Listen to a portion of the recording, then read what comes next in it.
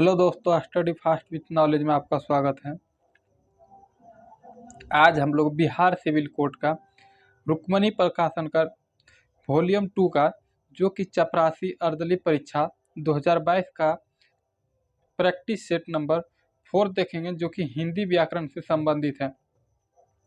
और इसके अलावा जितने भी प्रतियोगी परीक्षाओं में हिंदी व्याकरण पूछा जाता है, सभी के लिए ये इम्पोर्टेंट होने वाला है। ऐसा नहीं है कि केवल ये बिहार सिविल कोड के लिए ही है, ये बिहार हिंदी व्याकरण जिस भी एग्जाम में पूछा जाता है सभी के लिए इम्पोर्टेंट है। फॉर एग्जाम्पल जैसे बिहार पुलिस, एसएससी, जीडी सभी के लिए इम्पोर्टेंट साबित होने वाला है। तो चलिए देखते हैं, क्वेश्चन की तरफ चलते हैं। तो क्वेश्चन नंबर 1 दिया गया है कि दिए गए वाक्यांश के लिए एक शब्द दीजिए। तो शब्दांश दिया गया है जिसकी आयु कम हो। तो जिसकी आयु कम हो उसे अल्पायु कहा जाता है। किसे क्या कहा जाता है? अल्पायु कहा जाता है। क्वेश्चन नंबर 2 दिए गए हैं कि दिए गए शब्द के पर्यायवाची शब्द का चयन करें। तो पर्यायवाची शब्द दिया गया है ग्रह। ग्रह का जो है पर्यायवाची शब्द क्या हो जाएगा? नक्षत्र हो जाएगा। क्या हो जाएगा? नक्षत्र। और घर का पर्यायवाची शब्द क्या हो जाएगा? तो इसका पर्यायवाची शब्द गृह और सदन, गृह, सदन इत्यादि। ठीक है। नेक्स्ट क्वेश्चन दिया गया, क्वेश्चन नंबर 3 है कि निम्नलिखित में से उस विकल्प का चयन करें जो लोहे के चने चबाना मुहावरे का अर्थ व्यक्त करता है। तो लोहे के चने चबाना मुहावरा का सही अर्थ क्या व्यक्त करता है? तो लोहे का चना चबाना मुहावरे का सही अर्थ व्यक्त करता है कि बहुत कठिन कार्य करना। क्या होगा? बहुत कठिन कार्य करना। ठीक है। नेक्स्ट क्वेश्चन दिया गया है कि सही वर्तनी वाले शब्द का चयन करें। तो इसमें देखना है कि कौन सा सही वर्तनी है, और सही वर्तनी से ही लगभग 1 से 2 क्वेश्चन अधिक सभी एग्जाम में पूछा जाता है। तो देख लीजिए, वर्तनी वाले शब्द को बढ़िया से देख लीजिए। तो इसमें सही वर्तनी वाला कौन सा है? तो ये जो है क्षुधा शब्द जो है ये सही वर्तनी है। ठीक है। नेक्स्ट क्वेश्चन है क्वेश्चन नंबर 5 कि निम्नलिखित में से उस विकल्प का चयन करें जो रूह कांपना मुहावरे का अर्थ व्यक्त करता है। तो रूह कांपना मुहावरे का अर्थ व्यक्त क्या होता है? तो रूह कांपना मुहावरे का अर्थ जो है यह बहुत डरना होता है। क्या होता है? बहुत डरना या फिर काफ़ी डर लग जाना। ठीक है। नेक्स्ट क्वेश्चन है कि दिए गए वाक्य का वह भाग ज्ञात करें जिसमें कोई त्रुटि है। तो वाक्य क्या दिया गया है? वाक्य दिया गया है कि पक्षियों की दुनिया कितना स्वच्छंद होती है। तो यहाँ पे जो है गलती है कि कितना स्वच्छंद, ये जो है इसमें त्रुटि है। यहाँ पे होगा कि पक्षियों की दुनिया कितनी स्वच्छंद है। कितने होगा? क्या हो जाएगा? तो कितनी स्वच्छंद है। ठीक है। नेक्स्ट क्वेश्चन है कि दिए गए शब्द का विलोम चुने। तो सत्कार, सत्कार का विलोम क्या हो जाएगा? तो सत्कार का विलोम जो है ये हो जाएगा तिरस्कार। क्या हो जाएगा? तिरस्कार। क्वेश्चन नंबर 8 दिया गया है कि दिए गए वाक्य में रेखांकित खंड को प्रतिस्थापित करने के लिए उपयुक्त विकल्प का चयन करें। शब्द दिया गया है उस आदमी समान नहीं होते। क्या है कि सब आदमी समान नहीं होते। तो यहाँ पे जो है सब आदमी के स्थान पे हम लोग मनुष्य जो है प्रस्थापित कर सकते हैं, प्रतिस्थापित कर सकते हैं। ठीक है। नेक्स्ट क्वेश्चन है क्वेश्चन नंबर 9 कि आकाश में बादल छाए हुए हैं। तो कौन सा शब्द काले शब्द का पर्यायवाची नहीं होगा?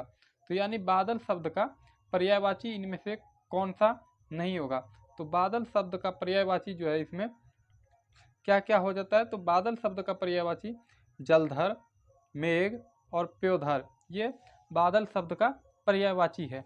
जबकि वाग्देव यह बादल शब्द का पर्यायवाची नहीं है। ठीक है। नेक्स्ट क्वेश्चन है क्वेश्चन नंबर 10 कि सही वर्तनी वाले शब्द का चयन करें। तो इसमें कौन सा सही वर्तनी वाले हैं? तो यहाँ पे जो है संन्यास। संन्यास कैसे लिखा जाएगा? तो संन्यास जो है इस तरह लिखा जाएगा, संन्यास। तो इसका ऑप्शन नंबर डी जो है संन्यास सही है। नेक्स्ट क्वेश्चन है क्वेश्चन नंबर 11 कि जो इंद्रियों की पहुंच से बाहर हो वाक्यांश के लिए एक शब्द होगा। तो जो इंद्रियों से पहुंच की बाहर हो उसके लिए जो है एक वाक्यांश शब्द क्या होगा, तो इंद्रियातीत होगा। क्या होगा, इंद्रियातीत। ठीक है।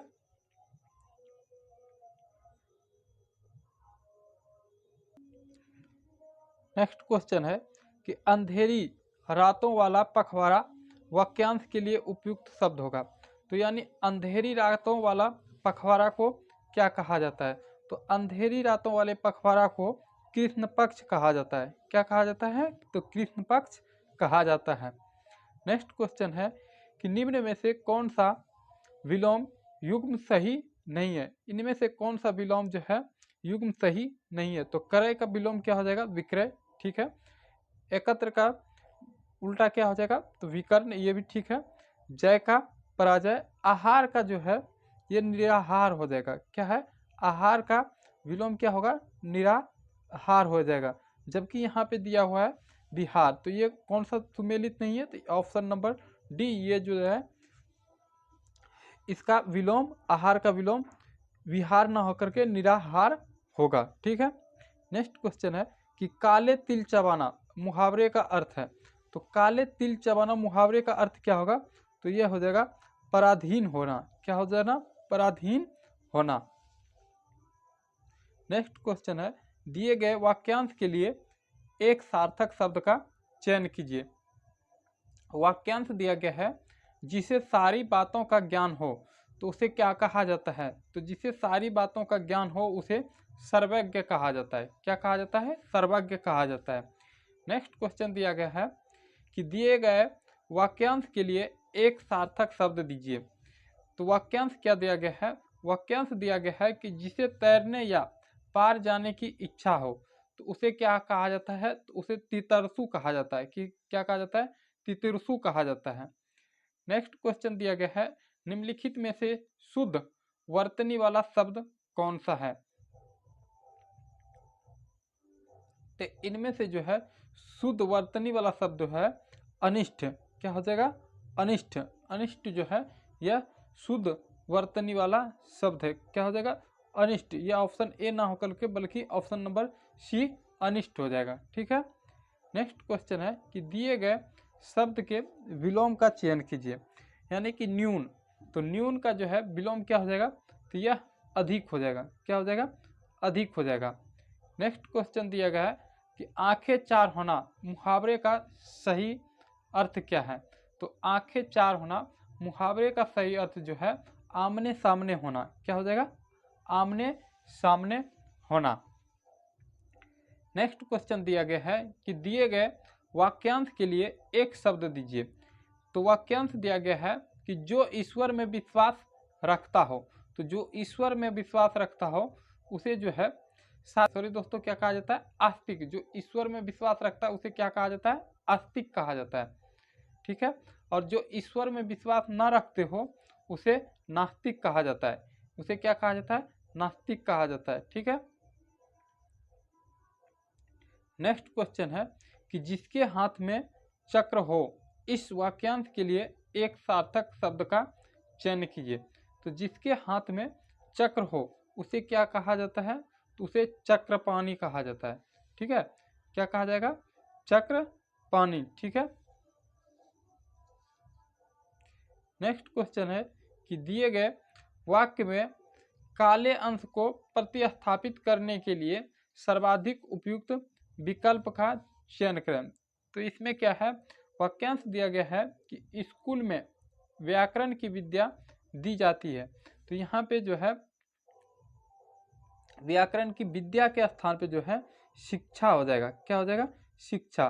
क्या है कि स्कूल में व्याकरण की शिक्षा दी जाती है, न कि विद्या दी जाती है। ठीक है।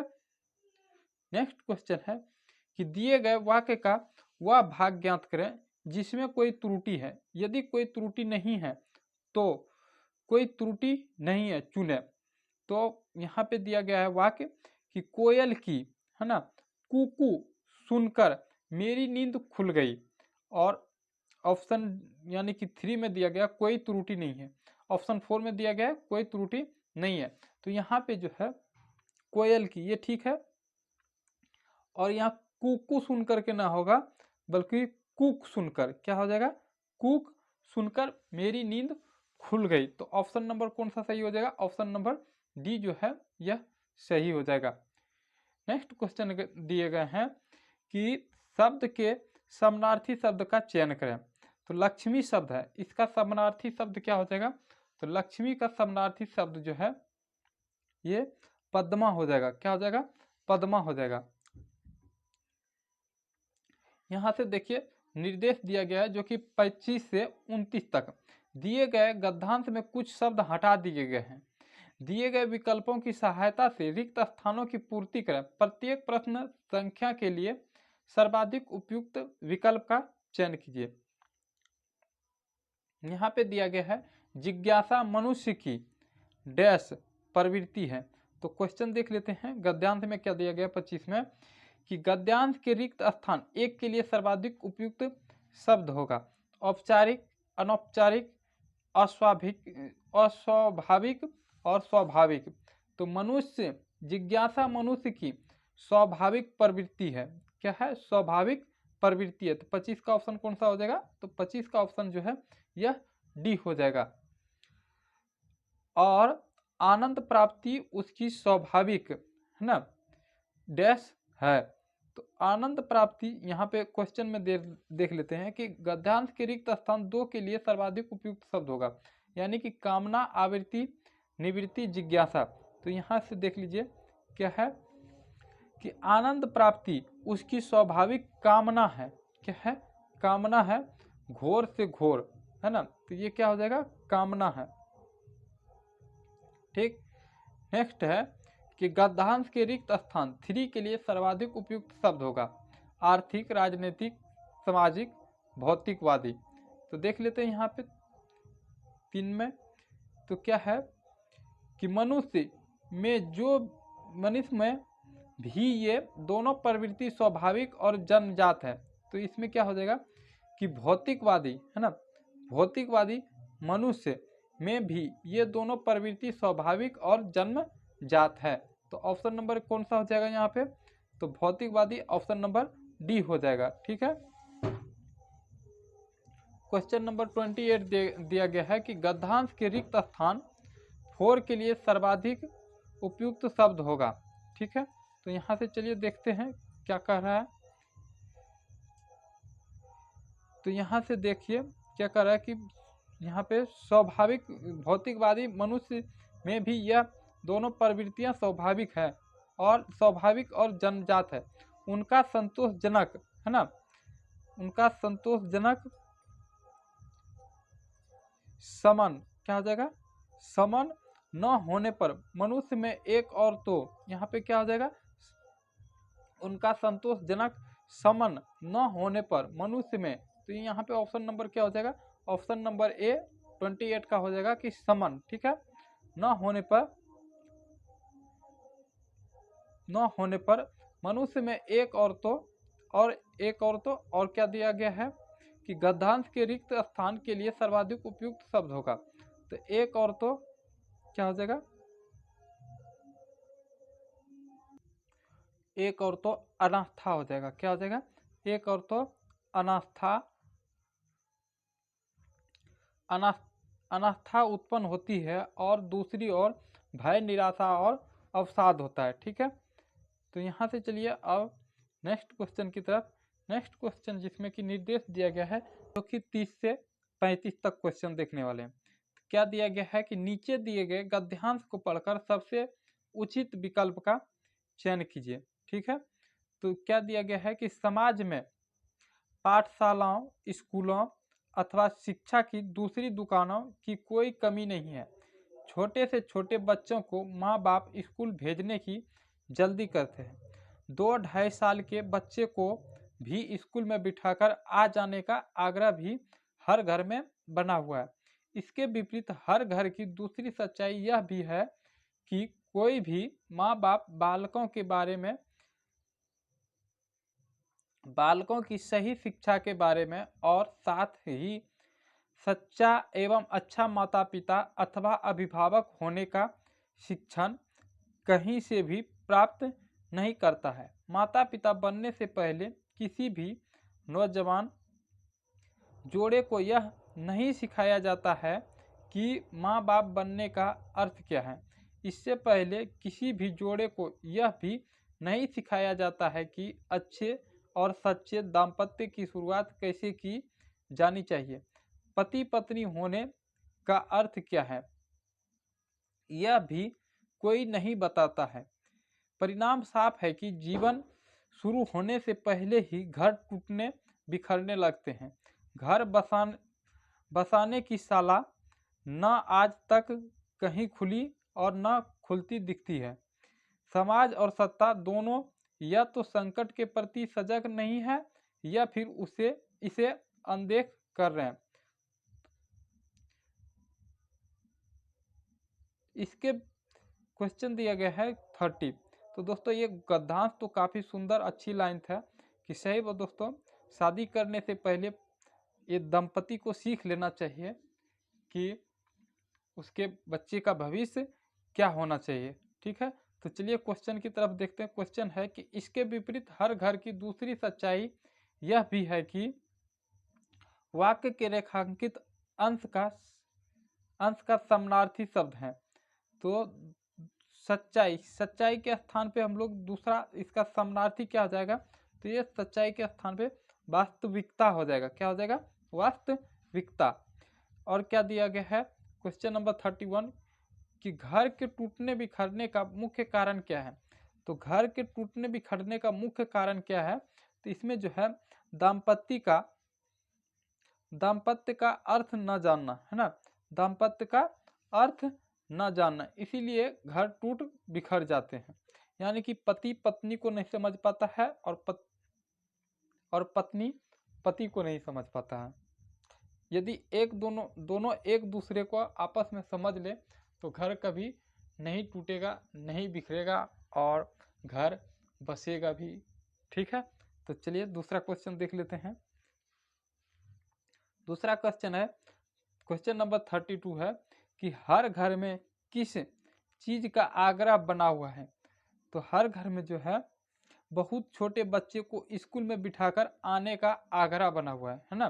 क्या है कि बहुत छोटे बच्चों को स्कूल में बिठाकर आने का आग्रह बना हुआ है। ठीक है, नेक्स्ट क्वेश्चन है कि लेखक के लिए किसका शिक्षण प्राप्त करना जरूरी है।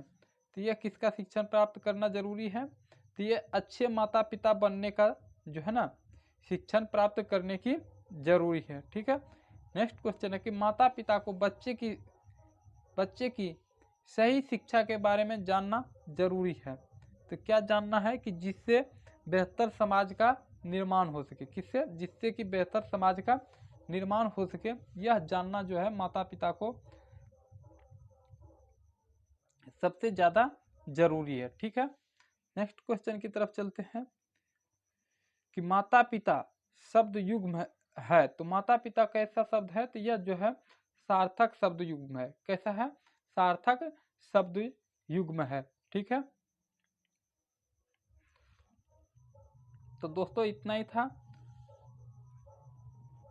तो यदि हमारे स्टडी फास्ट यूट्यूब चैनल पर नए हैं तो दोस्तों हमारा यूट्यूब चैनल को सब्सक्राइब कर लेंगे दोस्तों, और वीडियो अच्छा लगा हो तो वीडियो को लाइक करेंगे, शेयर करेंगे और दोस्तों कमेंट करेंगे।